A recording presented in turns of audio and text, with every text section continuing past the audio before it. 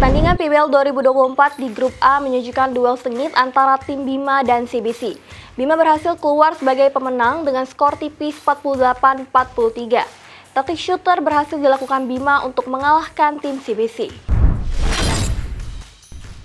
Pemirsa, tepat di belakang Rara sedang berlangsung game kedua di mana CBC versus dengan Bima. Lalu seperti apa ketegangan di game kedua? Ikuti terus Rara dan juru kamera Brian. Pada game kedua, gelaran Palembang Basketball League 2024 di minggu keempat mempertemukan antara Bima melawan CBC di lapangan Canton Park Arena. Di pertandingan kedua, pertarungan sengit terjadi antara CBC dan Bima di kuarter pertama. Tim CBC terus melakukan shot untuk mencetak poin. Akan tetapi, blocking tim Bima sangatlah berhasil, sehingga diakhiri dengan skor 16-13.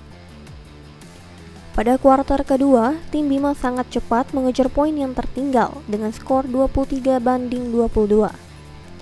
Jalannya kuarter ketiga, taktik zone defense CBC berhasil ditaklukkan tim Bima sehingga berhasil layup cetak poin dengan skor 25-28.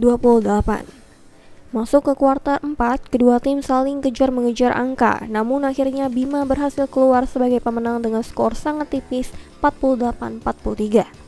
Dalam wawancara tim Bima, Andrian mengatakan pertandingan hari ini cukup seru, sempat kejar-kejar poin dan selama pertandingan komunikasi di dalam tim sangatlah penting, sampai pada akhirnya berhasil bisa memenangkan pertandingan.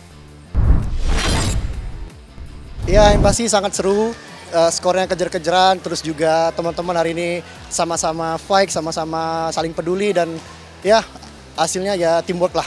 Ya, selisih sedikit ya tadi Iya, skornya. benar. Apakah dari tim Bima sendiri udah nemuin yang bisa kayak kelemahan dari tim musuh sendiri?